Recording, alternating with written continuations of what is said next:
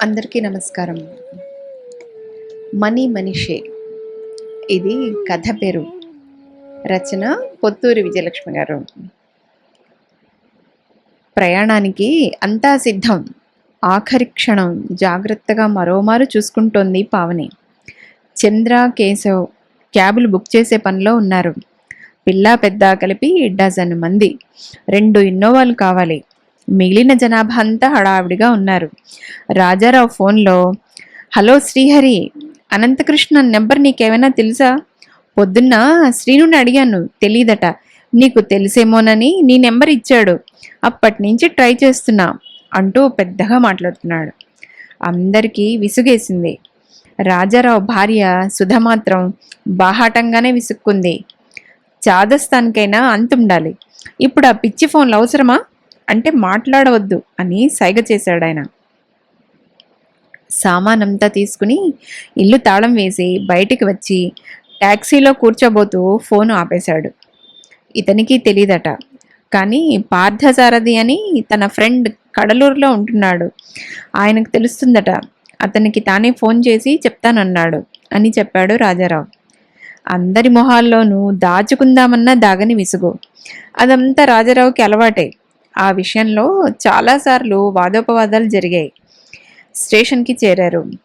చార్మినార్ ఎక్స్ప్రెస్లో AC 2 tyre కంపార్ట్మెంట్లో అందరూ ఎక్కి సర్దుకుని కూర్చున్నారు.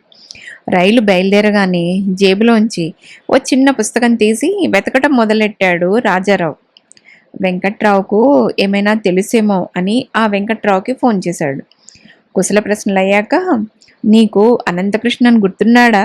రామేశ్వరంలో ఉంటాడు అంటూ మళ్ళీ మొదలెట్టాడు. కేశవ్కి చిర్రెత్తుకొచ్చింది.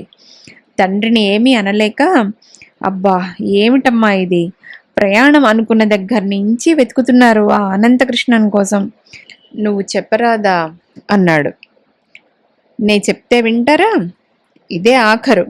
ఇంకెక్కడికి మాతో పెట్టుకోకుండా మీరు వెళ్ళండి సుఖంగా అంది ఉక్రోషంగా. రాజారావు పద్ధతి వేరు. రైల్వేలో గార్డుగా పనిచేసి రిటైర్ అయ్యాడు. భార్య సుధ. వాళ్ళ ఊరు రేపల్లె. అక్కడ సొంత ఇల్లుంది. రాజారావు కొడుకు కేశవ్, కోడలు పావని, కూతురు పేరు కళ్యాణి, ఆమె భర్త చంద్ర. వీళ్ళందరూ హైదరాబాద్లో ఉద్యోగం చేస్తారు. వీళ్లకు 2 పిల్లలు ఉన్నారు. తమ పిల్లల దగ్గరికి అప్పుడప్పుడు వచ్చి వెళ్తూ ఉంటారు రాజారావు, సుధ. కేశవ్, చంద్రలకు కొత్త ప్రదేశాలు చూడటం అంటే చాలా ఇష్టం. వీలున్నప్పుడల్లా తీర్థయాత్రలకో విహారయాత్రలకో వెళుతూనే ఉంటారు. వెళ్ళినప్పుడు వీళ్ళని ప్రయాణం చేయిస్తారు. రాజారావుది మొదటి నుండి స్నేహానికి ప్రాణం ఇచ్చే స్వభావం. ఉద్యోగరీత్యా బదిలీలు, అన్ని ఊళ్ళలోనూ బోలెడంత మంది స్నేహితులు.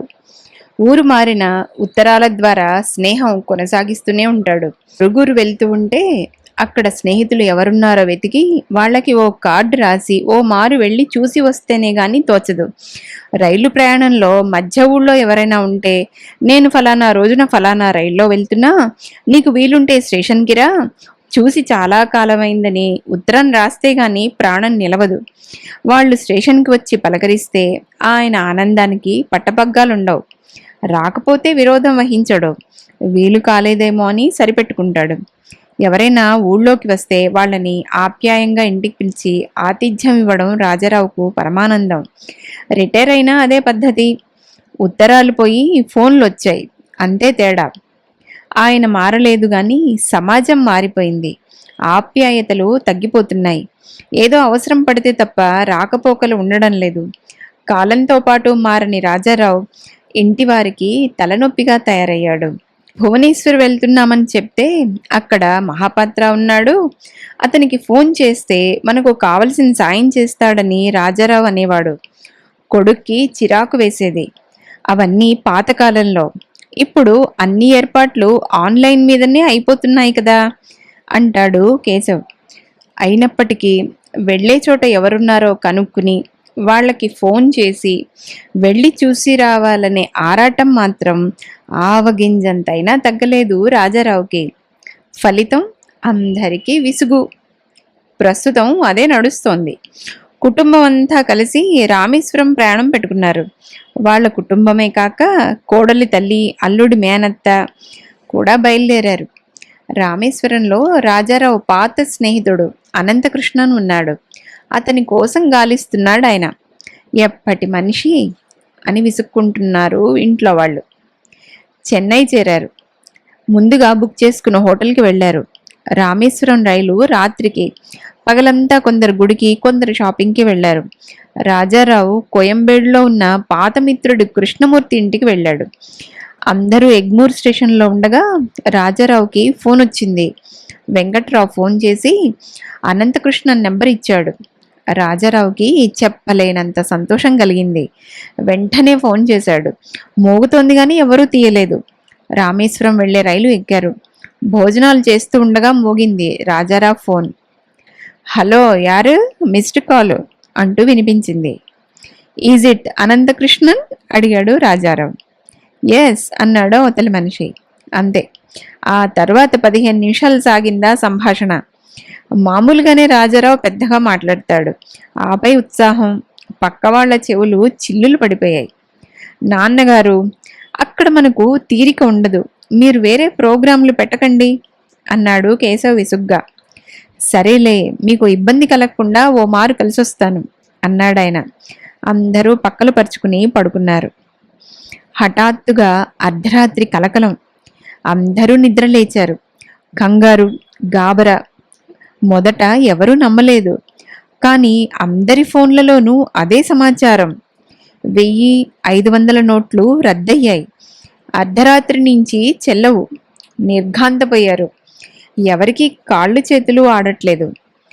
ప్రయాణం అంటే అందరూ పెద్ద నోట్లే తీసుకు బయలుదేరారు. అవి ఇప్పుడు చెల్లవు. హోటల్ వాళ్ళు వచ్చాక డబ్బు కట్టండి అంటారు. వాళ్ళకి క్రెడిట్ కార్డ్ సదుపాయం ఉంటే సరే, లేకపోతే ఎలా? ఏం చెయ్యాలి? కేశవు, చంద్ర తలలు పట్టుకుని కూర్చున్నారు. వాళ్లే కాదు, రైల్లో ఎవ్వరూ నిద్రపోలేదు. వెళ్లేది పెద్ద పట్టణం కాదు, మారుమూల యాత్రాస్థలం. పెద్ద నోట్లు చెల్లకపోతే ఎలా? అన్నీ సమస్యలే. తెల్లవారుజామున రామేశ్వరం చేరుకుంది రైలు. ఎన్నాళ్లుగానో చేయాలనుకుంటున్న యాత్ర చేయబోతున్నామన్న సంతోషం ఏ ఒక్కరిలోనూ లేదు. భయం, దిగులు. తప్పదు కాబట్టి రైల్లోంచి దిగారు. హోటల్ వాళ్ళు వచ్చి తీసుకెళ్ళాలి. కానీ వాళ్ళెవరూ కనిపించలేదు. ఫోన్ చేసినా తీయటం లేదు. బయటికి వెళ్ళి చూద్దామనుకోగానే ఓ పెద్ద ఆయన వచ్చాడు. తెల్ల లుంగి, తెల్ల షర్టు, నుదుట విభూతి, కుంకుమ బొట్టు. రాజారావు, రాజారావు అని ఏసీ పెట్టెల దగ్గర వెతుక్కుంటూ వస్తున్నాడు. అనంత, అనంత అంటూ ముందుకు వచ్చాడు రాజారావు. అమాంతం కావలించుకున్నాడు. ఇద్దరూ తెగ ఆనందపడిపోయారు. ఆ పరవశం నుండి బయటపడి తన వాళ్ళని పరిచయం చేశాడు రాజారావు. కన్నా, అమ్మణ్ణి అంటూ అందర్నీ ఆప్యాయంగా పలకరించాడు కృష్ణన్. ఇంగ్లీషు, తమిళం, తెలుగు కలిపేసి మాట్లాడేస్తున్నాడు. కొడుకు శరవణ్ని వెంట పెట్టుకొచ్చాడు. పదండి, మా ఇంటికి పోదాం అన్నాడు. అయ్యో వద్దంకుల్, మేము హోటల్ బుక్ చేసుకున్నాం అన్నాడు కేశవ్. ఆ హోటల్ వానికి హార్ట్అటాక్ వచ్చిందప్ప, చెన్నై తీసుకుపోయి పూడ్చినారు అని చెప్తూ ఉంటే శరవణ కలగజేసుకున్నాడు. ఊరంతా గోలగా ఉంది, మా ఇంటికి వెళదాం అన్నాడు. వీళ్ళందరికీ చాలా మొహమాటంగా ఉంది. ఒక్కరూ ఇద్దరూ కాదు, అంతమంది పొలోమంటూ పరాయి వాళ్ళ ఇంటికి వెళ్ళాలంటే మనసు ఒప్పటం లేదు. కానీ తప్పదు. ఆ తండ్రి కొడుకులు మాత్రం వీళ్ల సంఖ్య చూసి బెదిరిపోలేదు.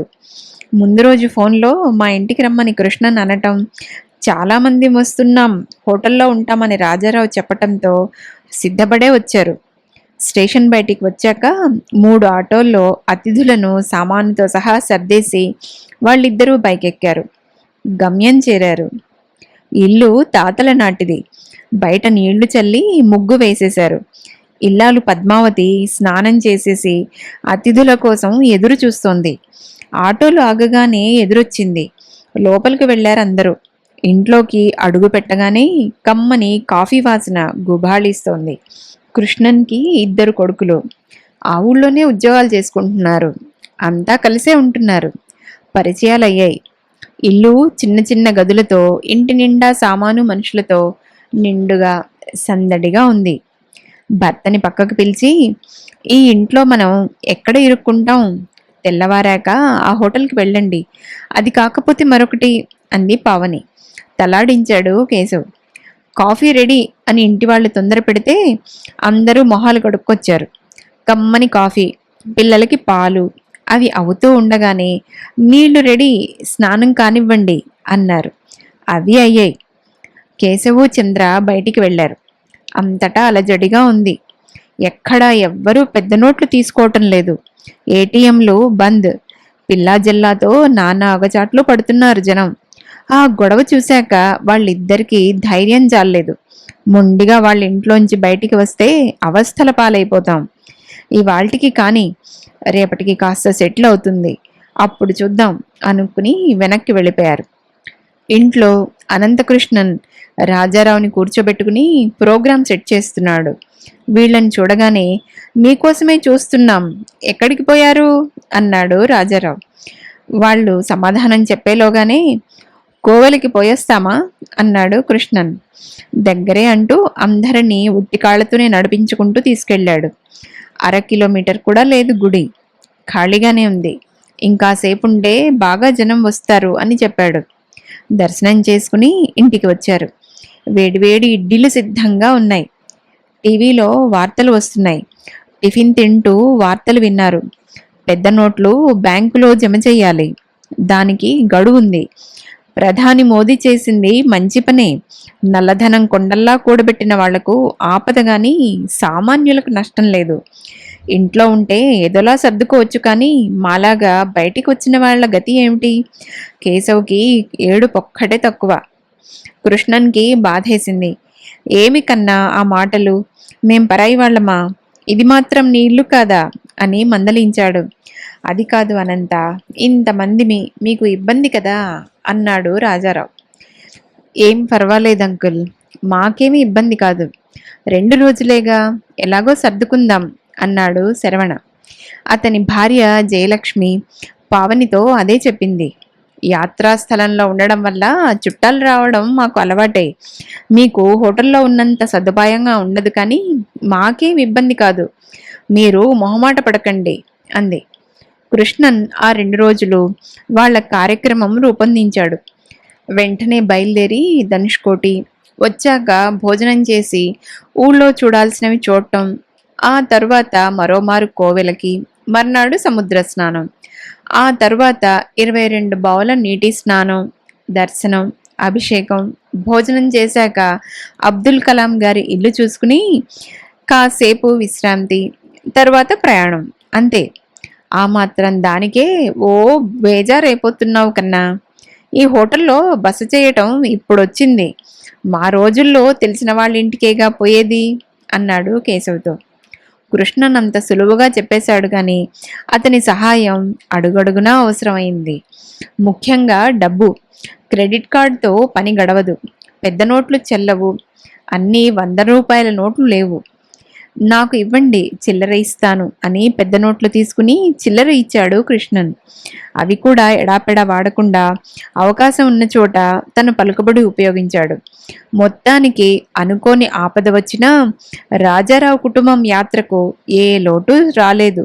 సరికదా, ఆ ఊరివాడు తోడుండడం వల్ల మామూలుగా అందరూ చూసేవే కాకుండా ఏకాంతరామయ్య ఆలయం, జటాయు తీర్థం మొదలైనవి కూడా చూశారు. కృష్ణన్ చిన్న కొడుకు తోడుగా ఉండి అన్నీ చూపించాడు. కోడళ్ళు ప్రేమగా మాట్లాడుతూ స్నేహంగా మెసిలారు. కృష్ణన్ ఆనందం అంతా ఇంతా కాదు. పాత స్నేహితుడు వచ్చి తన ఇంట్లో చెయ్యి కడిగాడని తెగ సంబరపడిపోయాడు. భాష రాకపోయినా ఇంటి ఇల్లాలు పద్మావతి నవ్వుతూ అపర అన్నపూర్ణలా వండిపెట్టింది. రాత్రి రైల్లోకి పులిహోర పెరుగన్నం కట్టించింది. బొట్టు పెట్టి తాంబూలంతో కొబ్బరికాయ ఇచ్చింది.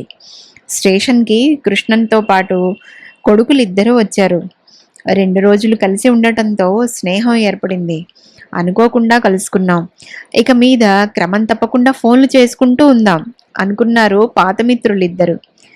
రైలెక్కించి కదిలేదాకా ఉన్నారు వాళ్ళు. రైలు కదులుతూ ఉంటే రాజారావుతో పాటు అందరి కళ్ళు చెమర్చాయి.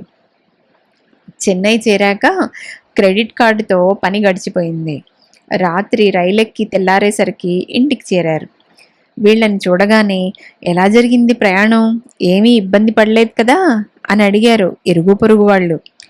అంతా విని, అక్కడ మీ వాళ్ళు ఉండడం మీ అదృష్టం, మీలా వెళ్ళిన వాళ్ళు చాలామంది అవస్థలు పడ్డారు, టీవీలో చూసాం.